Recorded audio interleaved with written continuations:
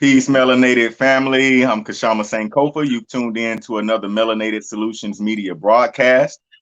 We have joining us this evening Dr. Cleo Manago, and also you may notice a fresh face, Brother Uwazi Zamani. If you can say hello to the people. Hey, everybody.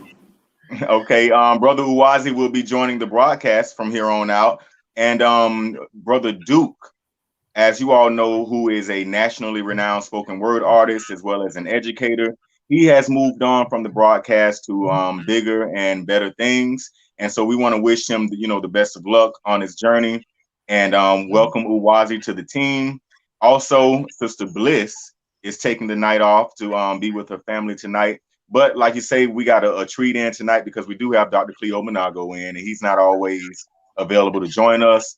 And Brother Uwazi, I've been looking forward to this conversation for quite some time. So without any further ado, let's get some quick housekeeping out of the way. If you are watching us on Facebook, go ahead and hit that like button and share, as well as migrate over to YouTube, like, share, and subscribe over there. Also, keep in mind you will be able to join us for face-to-face because we invite the audience to come in and give us questions, comments, whatever you have. Just make sure your background and everything is presentable. So with that being said, we're gonna go ahead. We're gonna do something new tonight. Instead of reading out our family feedback, which Brother Duke used to normally do, we got a nice little video reel for you. So if we can roll that family feedback reel, Adam.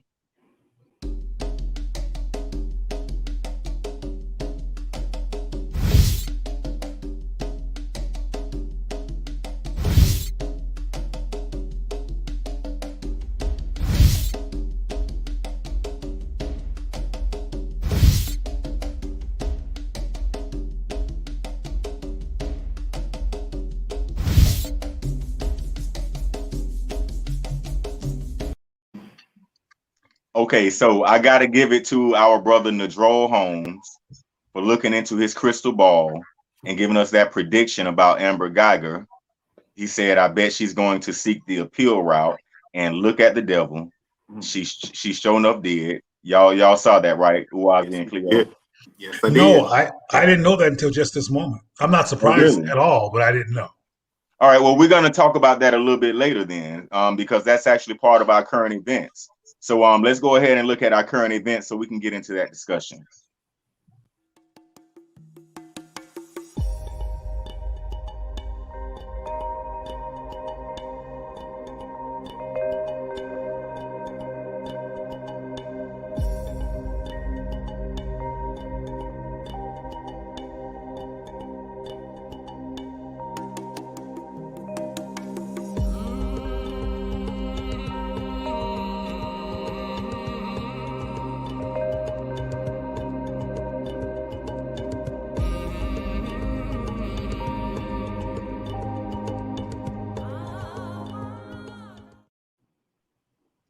All right, so Cleo, you didn't know about Amber Geiger.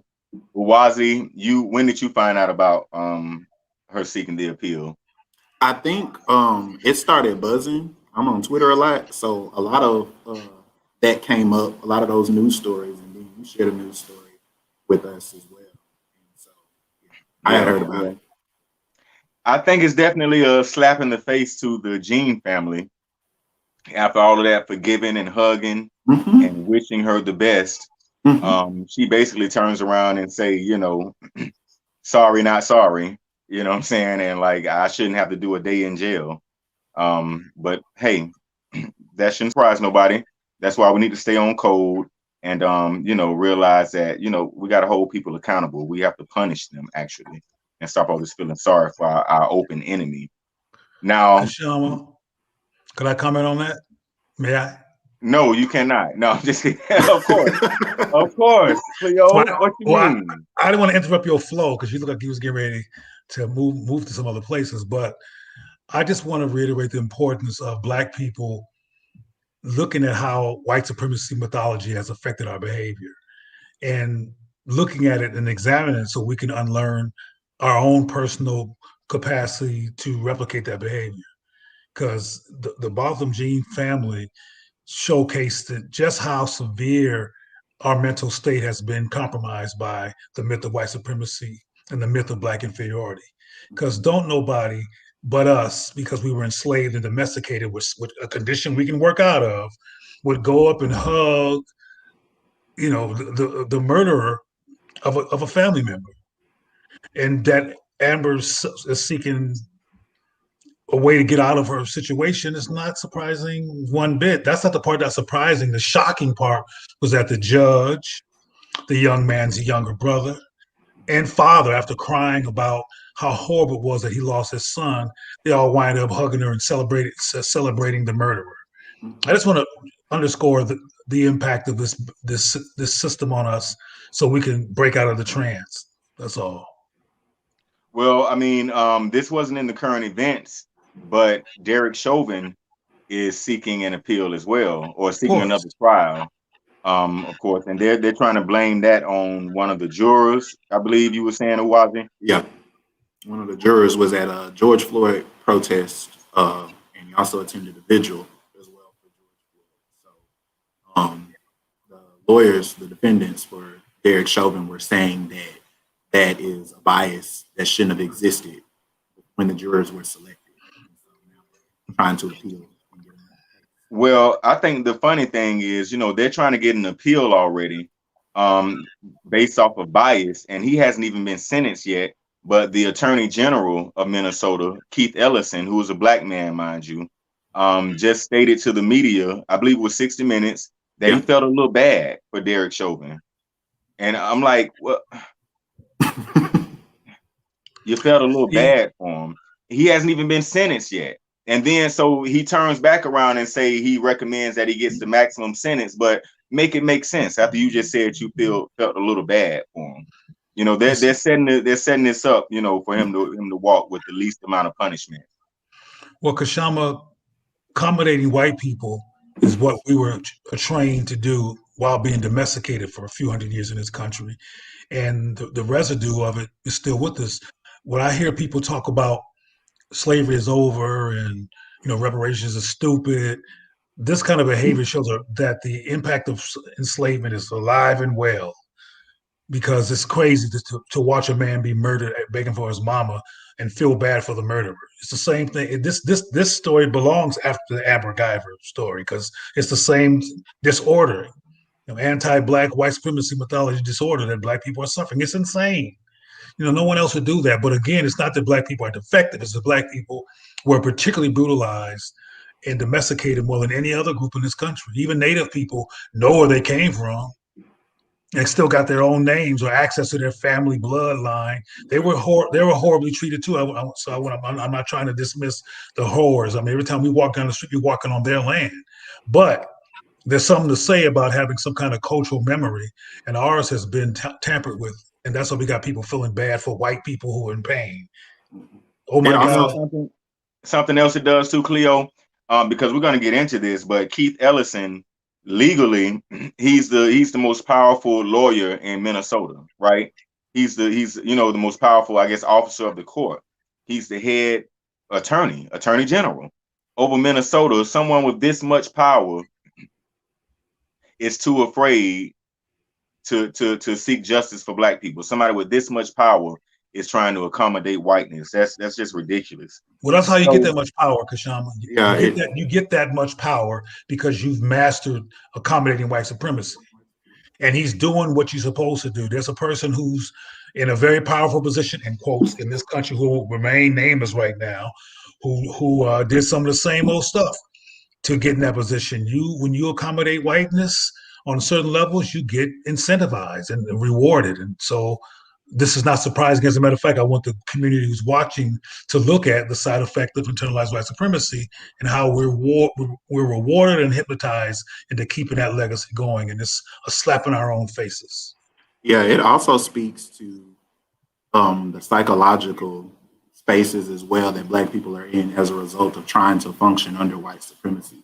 The fact is that we offer all of these redeeming qualities to white people in every aspect, but we can't offer those redeeming qualities to Black people ourselves, because we've been taught that, white people deserve a second chance, But even like just supporting Black restaurants, The second Keisha start burning eggs, that's it for her. I can't support this restaurant or this business or this Black endeavor anymore. And it's because those redeeming qualities amongst us have not been enculturated in us, even though those, if you look at indigenous African societies, tribes on the continent, this is something that they practice. And redemption is something that's common amongst us as a culture continentally. But you said it, you hit the nail on the head. There is no connection to our roots. Most people don't even want to be associated with Africa. Most people don't even want to be associated with Blackness, because white supremacy has taught us that Blackness is an irresolvable conflict. Yep. And just real quickly, another issue that I think is important that we take a look at is that we've been punished and tortured for caring about each other. That's what happened to Move, who the bodies of the children's bones have been found being used by an Ivy League school. I mean, I don't know if you all know about that, but there's been punishment and torture and terrorization for Black people, affirming Black people in society. So we're dealing with some unresolved wounds that has us still relapsing into psychotic behavior, which supporting white supremacy and supporting the murders of Black people is psychotic. Case in point, as far as us being attacked for having each other's back and for affirming each other, Damon John, I don't know if you know who that is, Cleo, do you? Damon John? No. He was the founder of FUBU. Oh, yeah. Right. So you know how white America would never forgive Farrakhan. Farrakhan can never be redeemed. Damon John put up a tweet basically saying that Farrakhan did a good job at DMX's funeral, saying that the speech that Farrakhan gave was a good speech. That's all he said. And he got attacked on Twitter by all types of random white people. And he ended up taking down the tweet and apologizing to them for simply affirming a single speech that Farrakhan gave. LeBron James had to do something similar.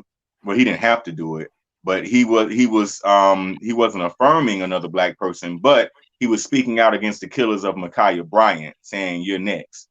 And he deleted that. And that's what I mean by these so-called powerful people who have money and positions. But yet, what good does it do you when you've bowed and scraped or done what you've had to do to get to a certain level? When does it end? You got to keep apologizing and keep bootlicking and keep buck dancing. I mean, but y'all know about that, right? Though Damon John and the LeBron James tweets. Oh yeah, absolutely. I think because LeBron James is one of the most popular and most powerful, most one of the wealthiest athletes of our time now, and I think. Going back to that and saying that, like, in order to hold these positions and in order to commandeer the spaces where they think they have power, you have to. There's a level of white accommodation that goes into it. There's a level of oh well, I didn't mean it like that, or there's a level of oh well, we should all just stick together and work together. And then historically, it has shown us that white people have never wanted to work with us, have never been interested in us sustaining our livelihoods or developing a healthy self-concept of ourselves. That has never been our relationship. The relationship has always been exploitative. The relationship has always been parasitic. The relationship has always been a means of diminishing all that we have done, all that we have accomplished in the face of adversity, all of those things that we hold dear amongst ourselves, or that we attempt to hold dear without the imposition of white supremacy. And white supremacy comes in and tells you that, oh no, well, you're hateful, you're a racist, this is reverse racism, this is just spreading hate and different things like that. But I think where we have to get to a place of not thinking that this is hate, but this is necessary. This is a necessary violence that we have to ignite within ourselves. And because, again, we are seeking to function successfully under white supremacy. And the conflict with it is that white supremacy is not ethically sound for us. As Black people, I feel, have always been the most ethical. And my interest is not being, the master of people. My interest is not being the master of people. So I think it really does. It does say a lot about the people who sell their souls for air conditioning and crumbs, only to be right where a lot of us feel that we are. in terms of being powerless, in terms But you of know what, Uwazi? You know what? At least in my opinion, they're not selling their souls. See, there's an implication in that perspective that they were once conscious and then sold something. They were never conscious. And most Black people are not conscious. And these people act like African Americans. I mean, I was telling somebody the other day about walking down the street with a group of Black people, grown Black people, and when they took the time to even complain about racism, they started whispering. Grown. yeah. There was this white, grown people whispering white. Ain't nobody even white around what's up in here for them to offend. So this is African American behavior. And I don't say that to be insulting. I say that for us to look at the side effects of thinking that God is white, that Jesus is white, that their hair is the best kind of hair to have, that they're the most beautiful. Or if you look halfway like them, then you half beautiful. I mean, we got some stuff to unlearn that's really sociopathological, and the symptoms again of being domesticated. We have been domesticated. So LeBron or whatever that dude's name with FUBU and everybody else, they are acting like African Americans, but they have a high profile. The assumptions that they're cultured, they're rich, that they must be, since they're rich and cultured, that they had a transformation. Just the opposite. The more you get inside of white supremacy, the more you become contaminated with it. So we should expect exactly what we're getting until we start having Black class. And what I mean by Black class, real quick, Kashama, Asians have Asian class, Jews have Jewish class, even white gays have white gay class. We need to have Black class. I believe they call it Saturday school in the Jewish culture. Mm-hmm. But yeah. So before we get into the discussion, there's a couple more, current events that did happen.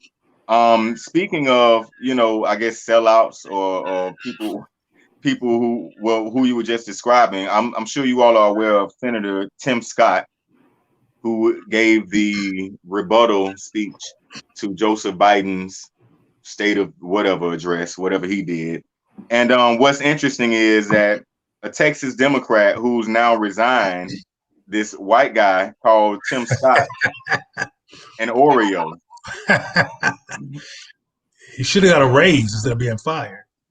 Well, he resigned basically. Yeah. But he resigned after taking criticism and heat.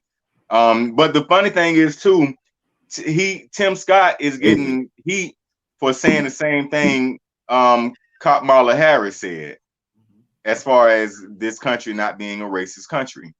So I mean, I don't know if y'all had any thoughts on that, but that I just thought that was a very interesting twist of turn. Like, this is a crazy ass country, y'all. Seriously, man. You got a white guy calling a Black guy Oreo for you know what? I just can't. Who said the same thing that Kamala Harris said and is celebrated for you. Hey, whatever. But so we had that, and then of course. But wait, see, you can't bring up what Obama did. That's what I call her Obama. It just reiterates how mentally disoriented we are as a people, because we're treating Kamala, like a sacred cow. And I guess BS, bull, is a cow, so it fits. But the point I'm trying to make is that we did the same thing with Barack Obama. We cannot critique Barack Obama because he's a sacred cow. He's the Black one who's really half Black, but he's the Black one that got in, and that's why we lose. That's why during a Black presidency or doing a half Black presidency in terms of Obama or Kamala, she's talking about Asians. Mm-hmm. and how we got to look out for Asians and be concerned about Asians. And she has not spoken with a similar fervor about the experiences of Black folks, and her daddy's Black. So it's interesting too that it's funny how you can say that America is not a racist country when weeks before you implemented an anti-Asian hate crime bill that passed that protects Asian communities and protects Asian people from hate crimes, which is funny because it goes back to all the things that were asked in Baltimore when Obama was campaigning, and somebody asked, well, what about the Black community? Well, what about all of these things that are going on in our neighborhoods, like neighborhoods that Obama came from, coming from the South Side of Chicago and different things like that he was well aware of, but hardly spoke to, and actually signed into practice a bill that protected police officers. And so it puts this facade, it's all of these smoke and mirrors that people cling to, just because even with Kamala being an AKA and being married to those sensibilities of Black culture. Same thing with Obama, him wearing Tom Ford suits and singing Al Green songs. That's the smoke, but that's the smoke that they always put up to us. And then every time Amazing Grace. Amazing Grace. Every time election comes around, when Black people ask for tangibles, we get TikTok dances and candidates doing the nay-nay and different things like that. But our problem with functioning under white supremacy is we're always seeking some type of reconciliation with these candidates who have a history of never speaking to our material interests, or who have an interest in never speaking to any type of initiative that develops any type of healthy relationship amongst us or anything like that, which is why we have to do it. And you have to have a real low self-worth, which I think a lot of Black people have been acculturated, ironically, given all the wonderful things that comes from us, and the genius and the brilliance and the swag and the history and stuff that many of you may know, likely some of you know, who are in this conversation, but we don't know. We still think white ice is colder and fire is hotter and better, and that's an illusion of grandeur. That's about as real as Santa Claus. But we believe it. Yeah. So, all right. So, the topic of today's live stream, excuse me, y'all, got a little hiccups. The topic of today's live stream is a case against the cops. Now, recently, I didn't watch the Oscars, but I was made aware that Tyler Perry, who has never received an award for any of his movies, mind you, was given an Oscar for some type of humanitarian Oscar. And you can't knock that brother's humanitarian efforts. I mean, Tyler Perry gives. I heard about him paying for people groceries over at the Kroger down in Atlanta. But yeah, he gives. But I bring him up because in his speech, he starts railing against hate. And he says, I refuse to hate someone because they're Black, white, Asian, or a cop. Right. And there's this idea that, that Black people, that we can't broad stroke the cops, or like the cops have to get some type of benefit of the doubt from us. Like we owe the cops something, and we don't owe them a damn thing when they're killing us in these streets. So that's why we had to go ahead and break this thing down this evening with a case against the cops, because you're not going to keep gaslighting Black people. Like we have to love these pigs. Like we have to love these race soldiers. Okay. So let's get it started. We know of several cases that happened right after, or either during or after the verdict. One of them was Daunte Wright.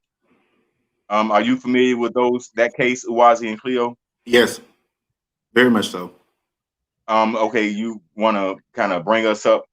Yeah, Daunte Wright was a young biracial young man murdered in, was it Minnesota, I believe, or was it Ohio? It was Minnesota. Minnesota. And he was murdered in the car with the girl he was in the young lady that he was in a relationship at the time. And the officer said that she mistook her gun for her taser. I mean, she mistook her gun for her taser. Those of you who have seen the pictures and the memes that have circulated know that any officer, they're color coded. So your taser is yellow and your gun is black. And so that's what that's what they're riding with, that she was apparently under a lot of stress. Now, mind you, this cop has, I want to say 23 years experience. And she is also responsible for training cops who were training future cops who wish to enter into the police force in terms of that. So apparently, of course, Black people are, every Black person is rushed to their favorite news outlet to uplift their regularly scheduled shock and disbelief to wonder, well, how can you confuse a taser with a gun. They feel different, this, that, and the third, and all of these other, negotiations and She didn't. She didn't confuse nothing. Yeah. She's lying. She wanted to shoot him, and she wanted to kill him, and that's the excuse that she's making up. We better stop. We better cut the bullshit. Yeah. Black people, we better stop playing, because it's beyond serious now. When they can do this stuff and just make up any old cartoon like excuse for it. Like, y'all, we better wake up and stop entertaining the BS. She did it on purpose. I don't admit it a lot because it may require more context than I have time to talk about. I used to work in law enforcement, and there's a big difference between a taser and a gun. And even the training that you go through for each device is very, very different. And everybody knows the difference. Like Kashama said, she wanted to take advantage of her liberty to kill Black people, and went on and did it, and used a one-liner to get off the hook. But speaking of taser, what was a young man who was murdered in Atlanta at Wendy's? Mm-hmm. Was it Rashard? His murderer was just rehired. Mm-hmm. Yep. Just found that out today. And there's Black folks and others, but I'm talking about Black people who have been debating about, well, he did reach for the taser, and he did turn around and try to tase the cop. But see, what they're not understanding is this, and that's why I'm bringing it up, is that this young man was in his car asleep. He wasn't driving. There was no legal reason to have him take a breathalyzer or any of that, because he was not driving. Right. He was not putting the society at risk by being a drunk driver. He was taking care of himself and making sure that he was not dangerous by getting some rest and staying. So what happened with this brother is that when he was being harassed, he was like, "What are you doing?" And he did what a lot of Black men have done, because there's an accumulative effect of being harassed, of being bothered, of being messed with, of being accused, of being criminalized. You can't even freaking sleep. And the majority of the people that I've heard who are taking the cops, I'm talking about Black people, who are taking the cops' sides, do not consider all these issues. That's another topic, but a lot of people don't consider Black men's humanity and Black men's capacity to have an accumulative effect that leads to tick-tick-boom syndrome. We never talk about, just living in the shadow of the murders of so many other Black men and Black people could cause a lot of Black men to have tick-tick-boom, like, just going off and say, damn this. And it's not considered, particularly in the media. When we talk about what Black people go through and what Black men go through, what Black men actually witnessed, the living victims of it all, or the survivors, because we are all in that category. Those of us who are still here, given all the risk that we are at, we are survivors. And there's the interesting thing about Atlanta, and this is a little bit off topic, but Cleo, since you brought it up, I cannot let this opportunity pass without telling the people who were lining up in the high heels and the the pink and green, and the brothers who were barbecuing and getting their hoes to the poles or booties to the poles. I can't tell you how silly and idiotic we look as a people when Atlanta pretty much saved Joseph Biden's election, but the DA, I can't call her a sister, I just have to call her a Black woman, Fani Willis, who was recently elected, was the one who let the cops go, who killed Rashard Brooks, when they were going to be prosecuted by the brother who was the DA. But when it came time to re-elect that brother, Black people were nowhere to be found in Atlanta to vote for that brother. But yet you ran out here to save Joseph Biden, which is ridiculous. And now you got that race soldier back on your force, back in your neighborhoods, ready to kill another one of you. Yep. Yeah. That's essentially what it was. I remember speaking to Atlanta as well. I remember one of the first agendas that Keisha Lance Bottoms had was to increase the strength of the police force. That was one of her first initiatives. And now here you have Black people with all of these qualms and all of this uneasiness with cops in a predominantly Black city. And here you come increasing police forces, police actions, and police sanctions, and police authoritarianism, and all of those different things. And it's just it's baffling sometimes, but critically thinking about it and looking back and saying like, no, I get it. We've been indoctrinated to think this way. We've been enculturated to think this way. That somehow, even during the rebellions during the summer, when they pulled the brother and sister out of their car from Spelman and Morehouse, brother had on his Morehouse sweatshirt. They pulled him out. They didn't care about that. They flattened the tires. They broke the window. They did what they followed protocol. That makes them go harder sometimes. Yeah. You got to realize that's who they lynch business owners more than anybody. Suits. Yeah. Look at those old lynching and pictures. Hard bottom shoes. Always dressed up, look like. So yeah, that makes them go harder. Don't tell them I'm a college student. Don't tell them I'm pregnant, sisters. That makes them go harder. Adam, could you bring up Lana's comment real quick again? Lana said they don't see us as human, and some of us don't see our own value. But I'm gonna stop at the part where Lana said they don't see us as human. I have to correct that, and I want everybody listening to consider this. The issue is not that they don't see us as human. That's not the issue. The issue is that they feel threatened by us. There's a difference. They feel threatened by us. They feel like we are a powerful people with great capability, that if we all came together and decided to have clarity and were in union with each other, they would be in big trouble.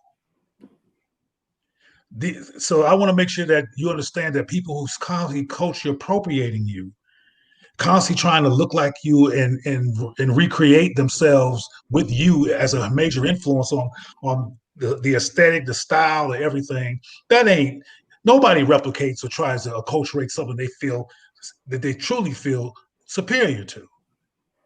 So I just want us to reconsider that mantra of they don't see us as human. No, they see us as particularly human. That's why, like the young man who I can't think of his name right now, the military brother who was walking down the street, going through some trauma, who was nude, and they killed and shot him. Because a nude Black man's body is a threat to white people, right, among other threats. So let's understand that we are envied, and we are a threat to another group of people that are severely concerned about seeing as, in contrast, mediocre. So consider that. Lana says they feel threatened by us. Appreciate that, Doc. It's true. I thought it said more. That's why I was trying to read it about the appreciate that, Doc.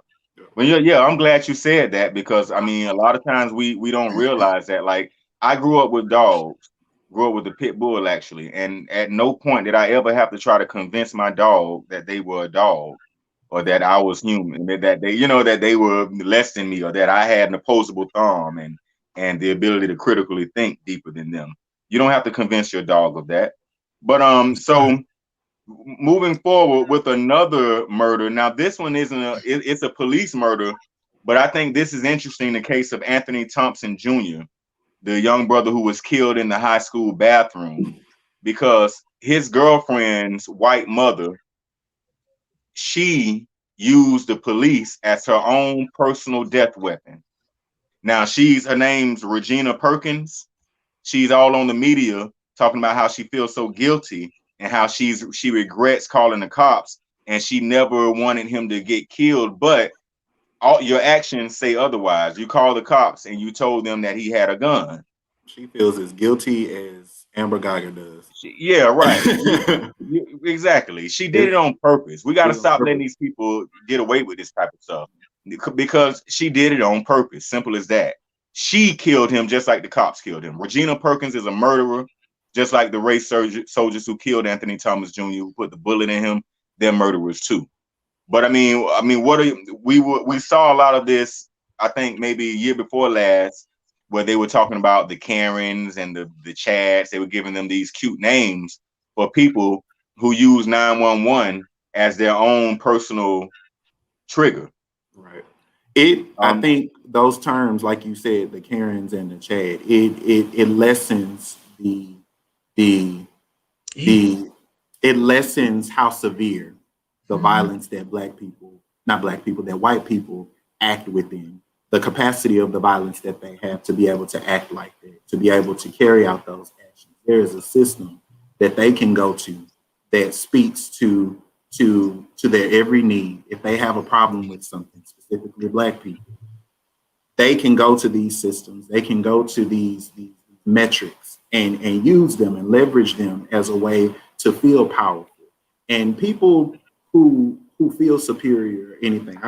Funny story, I had a girl in my program here at UT tell me, "Oh, you think you're better than everybody." And I told her, I said, "Well, if you think I'm better than you, then it must be true because you seem to think so." She didn't know how to react to that. She walked off, huffed and puffed, put on her little mountain climbing sandals and walked off. But that's what it is. Anytime a Black person is existing, living in their truth, there's some type of negative connotation associated with it. Going back to what Cleo said about Black people walking down the street and talking about white people and then hushing themselves on it or anything like that. There's a level of sensitization that we go through in order to accommodate white people. So we come up with these funny things to reconcile with the trauma that we experience at the hands of white people. So we create terms like Karen and Chad to laugh at the fact that these people have the capacity to kill us. The fact that these people have the ability to decide whether or not we get a loan to start a business. They have the capacity to decide what your children learn in education and different things, and they know it. Some of them know it, and some of them subconsciously know it as well. She knew the implications of calling the police on a young black teenager who was at school and saying that he had a gun. There was another thing when two Asian people had called the police on two teenagers sitting in the car, and then the son had to intervene and say, "No, they don't have a gun. Like, what are you talking about?" And so it really just points a finger at how, in some way, exactly how sick we are in order to wrap our minds around just how these things that we create in order to kind of like alleviate some of the symptoms of functioning under white supremacy. Yeah, the fact that we really need to get serious though, because there's nothing cute about it. Sounds similar with the Black girl found in the woods hanging from a tree. They said it was death by suicide, but they failed to mention that she was dating a white girl and her white friend was involved in an altercation days ago.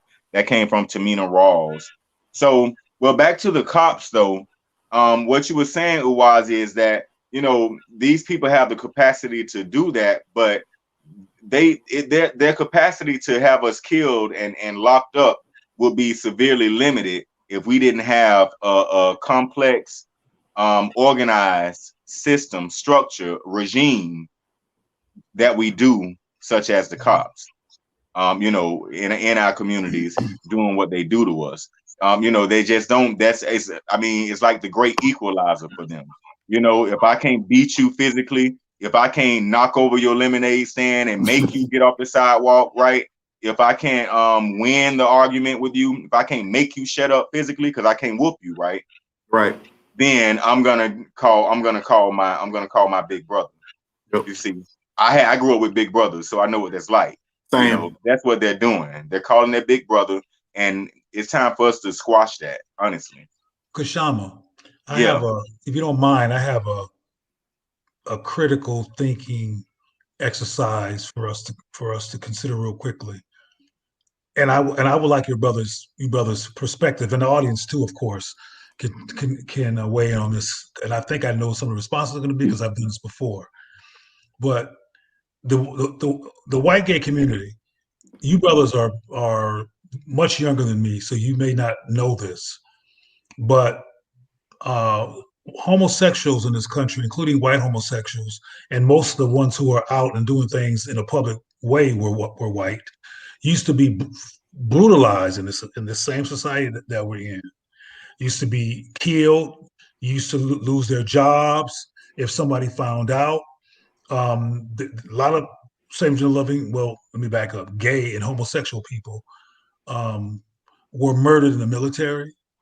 And there were some brutal things that happened to homosexuals in this country up until the late 60s. However, that doesn't happen anymore like that. They were an oppressed group. So how would you explain how an oppressed group is now one of the most powerful groups in the world? Oh, I think if we're talking about one of the things that I found in research is that white gays, specifically white men, have always sought to consolidate their wealth, power, every material capacity that they have amongst heterosexual white gay men. And if you think about it, what's more powerful than the combined income of two white men, especially two white men seeking to give all of their, quote unquote, give all of their privilege and power to the same system that they claim is oppressing. So even now, under these intersectional guises that are talked about in higher education, and under this like disguise that this is progressive language, such as pronouns and different things like that. And I posted about this a while ago because people still call me Nicholas, which is my government name, and I go by Wazzy. I've been going by Wazzy for 5 years, and I have to jump through hoops to say no, my name is Wazzy. I have to jump through hoops with Black people to say that no, my name is Wazzy. Everybody close to me calls me Wazzy. Even my mama calls me Wazzy because that's what I want to be called. But even with that language and the seepage of all of these different things, and how we see things like pronouns being institutionalized in schools and different things like that, it's a way to draw your attention to something else. And these spectacles that white gays have always been fascinated with, these spectacles that they have created, and what they have co-opted from Black, same gender loving and gender nuanced groups around that time, who they rejected, who they stole their revolutionary organization, their methods, and all of those different things. White gays seek to preserve the kinship of white men, specifically white women want a part of that. White, queer identifying people want a part of it. Queer is a slur, all of this. And we've had deep fellowship about this. Queer, the symbolism, all of their symbology is rooted in their capacity to be able to establish what is useful, to be able to establish that stuff came later. Right.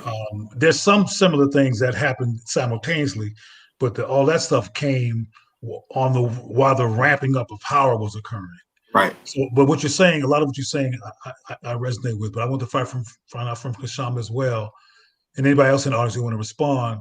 How did such an oppressed group become so powerful? Well, hold on. Lowell Denny says white gays, the LGBT community, became powerful only in respect to how their agenda conformed to elite power. Gay liberation became gay pride. The demands changed significantly for some. Okay, well, Lowell, it may be good for you to come and join us and maybe break that down too when we do open up for the audience. But Cleo, well, first of all, I'm glad Uwazi did mention the fact that off rip, the LGBT paradigm, or what we would call the gay paradigm back then, was being spearheaded by white men. And and the success that entailed after that, of course, is relevant to them being white men. But also, and this is just because I know the backstory of the political movements and what happened. Also, they were, for lack of a better term, they weren't taking no shit when it came to pushing their agenda, man. They weren't no holds barred. They were, as people say, unapologetic. They weren't making no accommodations for anybody. They were saying, here, I'm queer, get used to it. They were saying that kind of stuff. Not like, we matter or love us. No, they were saying we here, we're gonna be here, and if you don't, give us a piece of our white power, which is basically what they were demanding, because they were demanding money, funding from this government. And Black people scared of reparations. Thank you, Kashama. Oh yeah, don't get me started on that. Well, see, as a young people say, I hear him saying a lot today. That part, ain't that what your young people say? Yeah, that Yeah. part, that part. That part that you just said, Kashama, because that's often missed. And the reason why I mentioned being older than you all, because I saw this resistance with these here. You know, not and just read about it, blah blah blah. You know, I had a job that was in close proximity to West Hollywood in Los Angeles when I used to live there, which is basically where I'm from. And like you said, Kashama, they took no stuff. They weren't having it, and they suffered, and they weren't having suffering anymore. And they organized to the point of getting people in Congress like Bernie Frank. And I don't want to dominate the conversation by going any further, but I want to mention this to show you the kind of thinking that we have to. Well, that's too much. The bottom line is this: they had what I call entitlement consciousness. Right. They had unnegotiable entitlement consciousness. And Black people overall, who still calls ourselves an N-words, which psychologically interrupts an entitlement consciousness, do not really feel entitled. Mm-mm. And I'm telling you one thing right now: if you do something on Main Street against a homosexual, they're not going to forgive you. There will not be no forgiveness mantra or on the front cover of the LA Times and the blah, blah, blah. White gays, well, they call everybody gays now, but a lot of people who watch this probably don't realize that the gay community and the gay context is white, and Black people are marginal in it, and there's a hanger-oners desperately for some white people to love them, but it's a white phenomenon. But we don't feel entitled, and we call it, because we've been trained to believe the myth of our inferiority and the myth of their superiority, and they didn't have to contend with that. Tamina Rawls asks, is that the reason why they're so divisive when it comes to Blacks in the LGBT community? You mean by divisive, I guess if you do, you mean racist? I don't know. But feel free to come on and join us when we do open it up to the audience. So what Cleo was saying, though, is because I like that what you said about the entitlement mentality. What we have as Black people, too many of us, is a compromise mentality. We want to see everybody's perspective, you know, as opposed to looking from our perspective only when it comes to our lives, at least. Hell, we're not talking about we're not talking about something trivial. We're talking about our lives. So why are we trying to see the other side's perspective when it comes to our lives? Case in point, Ma'Khia Bryant. Too many of us were falling all over ourselves to make excuses for this murderer, this expert marksman, straight up out the military, who had the capacity to shoot that girl anywhere on her body he wanted to. In fact, he demonstrated his expert marksmanship skills when he shot damn near around the girl who she was in the confrontation with. He popped Ma'Khia Bryant 4 times, and she was this close to another sister. And that sister didn't get grazed. So that show you that that pig knew how to shoot. So the whole idea of he had to kill her is just ridiculous. And it's only a compromise mentality that allows us to look at our children, our baby girls, and sit up here and say this grown soldier was justified in murdering her. Have y'all been seeing the same thing or the same narrative? Oh yeah, it was so many things to justify, like, oh well, you know, she had a knife and this happened, and you know, she was in confrontation, she almost killed another girl, and then come to find out, instead of like delving into the nuances of Ma'Khia's actual life, she was actually defending herself from grown women that have been told to come to the house and, I guess, discipline her. And then the same thing happened. Her father was pathologized and said that, oh, it was a Black man beating down women and different things like that, when that was actually her father defending her, because she had called him to come over there and say, hey, these 2 women, that apparently this has been an ongoing thing, which then goes into what happens to kids in foster care. We don't wish to discuss any type of disparities, any type of conversation that talk about the disparities of Black children, the mental health of Black children. People literally did a Simone Biles floor routine in their head to justify this girl being killed. And it's not the first time. They did it with Stephon Clark. They did it with Sandra Bland. They did it with Mike Brown. They did it with Tamir Rice. They did it with Trayvon Martin. They said Trayvon Martin should have just kept walking. They said Tamir Rice shouldn't have been playing in the park with a gun. They said Sandra Bland should have just complied. And these are the same sentences and the same verbiage that white people use in the comment sections on Facebook, Twitter, and any other social media platform when these things happen.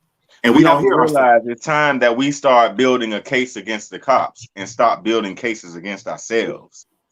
Simple as that. Simple as that. Build the case against the cops. But Kashama, which is the reason why I brought up the white gay community, and this is temporary insanity. So I want to make us realize this can change. But we don't feel entitled to what you're talking about, Kashama. There are individuals and subgroups of people that feel like we feel, but most of us and religion and praying to white Jesus, etc., is part of one of the reasons why we think it's sacrilegious to care about Black people. I did a critical thinking and culture affirmation 3-day retreat in Los Angeles with Black CEOs, and it was a Black minister. She's about 60 years old, who on the third day of the class, this is what she said. I ain't making this up. As we went around the room and shared, she said, "This for the first time, 60 years old, a minister with a church." She said, "For the first time in my life, I feel like I can care about Black people and not feel bad about it." Mm. Hold on 1 second, Cleo. Adam, can you put the link into the chat? We want to invite you all to come join us for a face-to-face. If you have something to say, questions, comments, if you want to say hey to Uwazi, say welcome. If you want to say, hey, Dr. Cleo, where you been, brother? Something like that. But continue on the story, please, Doc. No, also it's just that we need to lobotomize white supremacy mythology out of our psyche, or else we're not going to win. We need to exercise it. Yes, because that's a demon that is taking over. Yeah, you laughing, Uwazi, but it's the war on Black people. It's no joke. And then we're gonna have Obama Harris say this is not a racist country, and as you said earlier, Kashama, never even acknowledge it and staying on Tim, whatever his name is, and never acknowledging that because we're humiliated. Yep. This is what I want us to get outside of and get away from, so we can stop being paralyzed. We're humiliated because we were naive enough. Oh, that was a nice word. That was the word I wanted to say. I was about to say, because we were naive enough to believe in Obama. Excuse me, Kamala, and I don't want to feel stupid and wrong, so I can't talk about that this woman said the same thing that the guy said who I keep putting down, because I didn't have no faith in him. So I'm not. I can talk about him, but the woman said the same thing. Right. And so I'm just reiterating that, inspired by what Kashama said and what you both said to an extent, is that we cannot have the clarity to gain the audacity to fight for ourselves or to fight with each other on the same team, is what I mean when I say fight with the same team.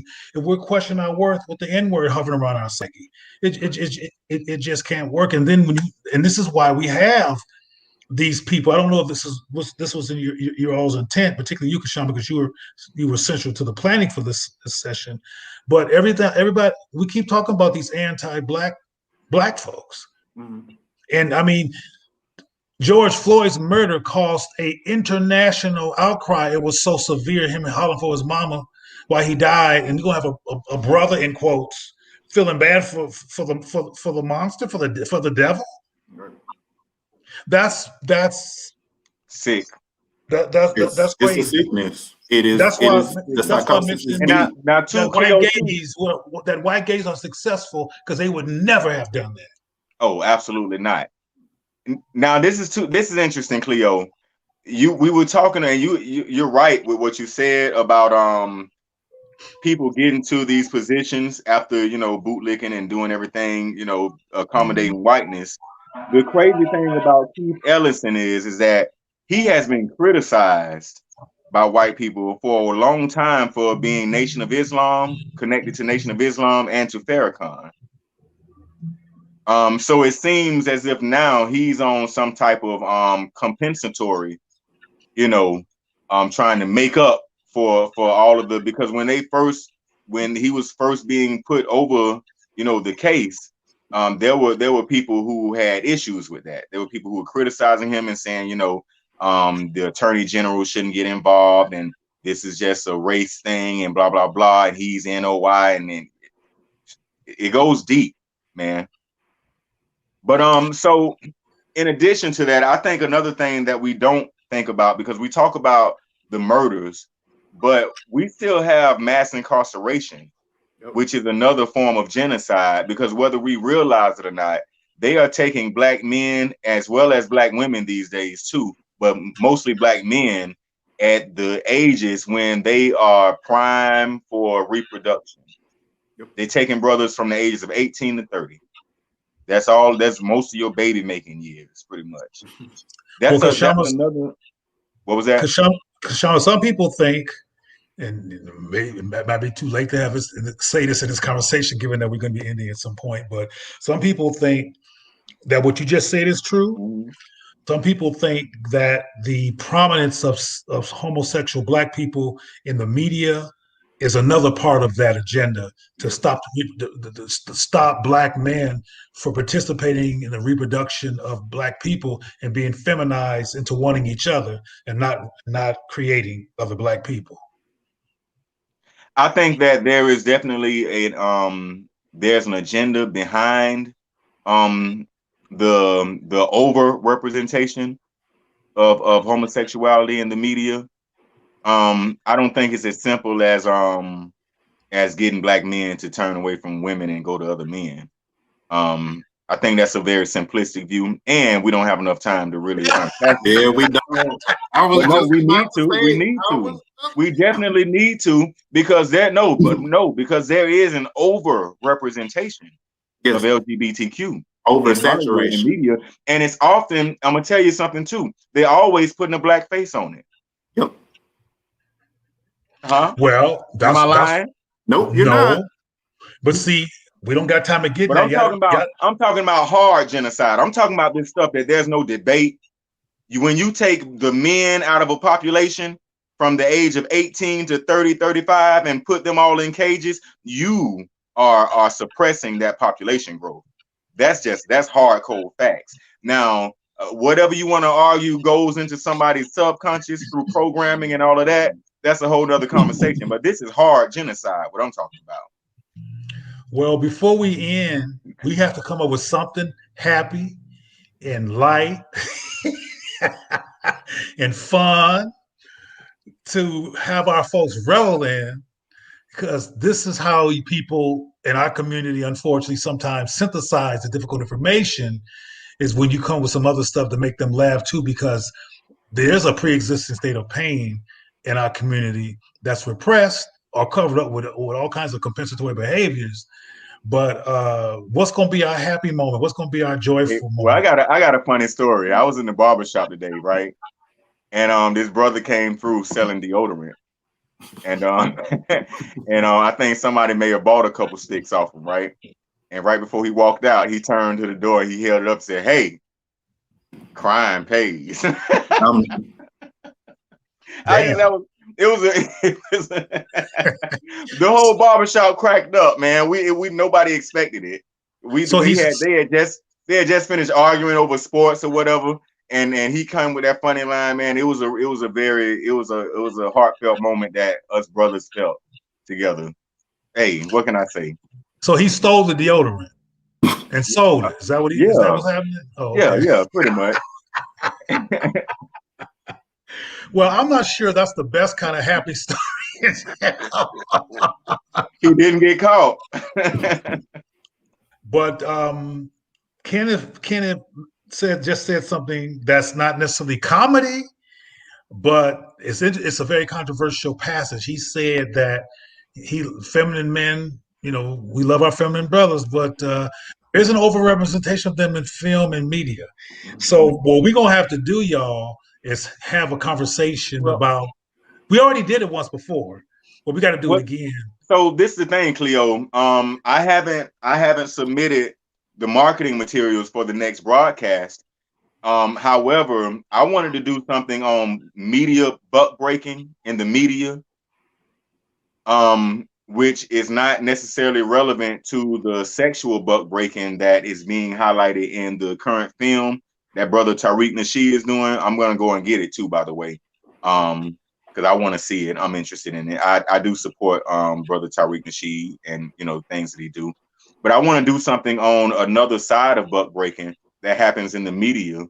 And case in point, the Damon John thing, the LeBron James, how these powerful, so-called powerful black men are brought to heel so quickly in front of the whole world.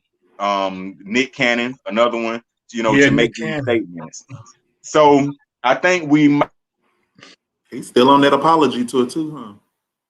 be dragging that brother all around the world with that jump. But I think we need to address all of it as far as representation in media, sexuality, as well as the different sides of buck breaking. I think that's what we need to talk about, because everybody a brother over and and sexually violating them, but oh no, we saw Damon John get buck broken this weekend over Twitter for the whole world to see. We saw LeBron James get buck broken for the whole world to see on Twitter, and Nick, they just keep on buck breaking that little fella all over YouTube. So I think we need to address that on the next broadcast. And Dr. Cleo, if you can join us, I would greatly appreciate it. I'll do my best, Kashama. I'll try to make sure that between now and then I don't get broken.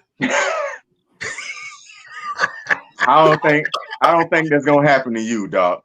I don't think you're about to get buck broken.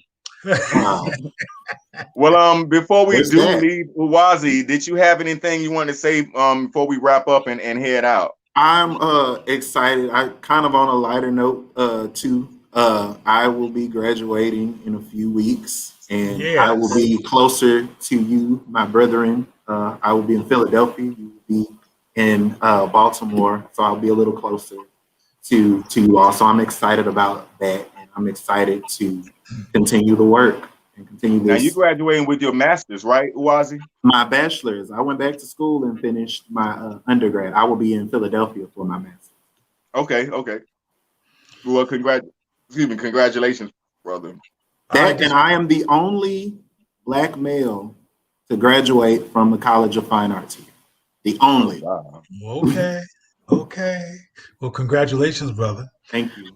And I want to officially welcome you, and look like you're going to be on a journey with us and we see how this goes, and want to make sure that you understand the importance of us working together.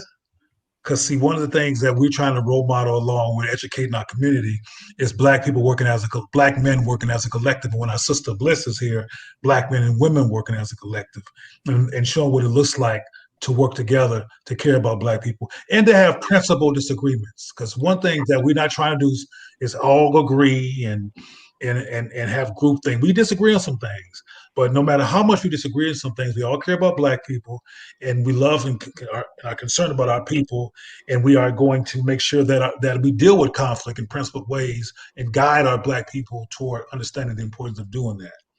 Ain't about everybody agreeing, but it's having a respectful intentionality, and we definitely have that. All right, so we thank you all for joining us for yet another Melanated Solutions Media broadcast. Make sure you join us again. What is that, on the 21st? All right, so we'll be back with you. And again, thank you, Uwazi, for joining us. Thank you, Dr. Cleo Monago, for joining us. And we'll see y'all in a couple weeks. Peace, family. All our melanoids. Out. Take care, everyone.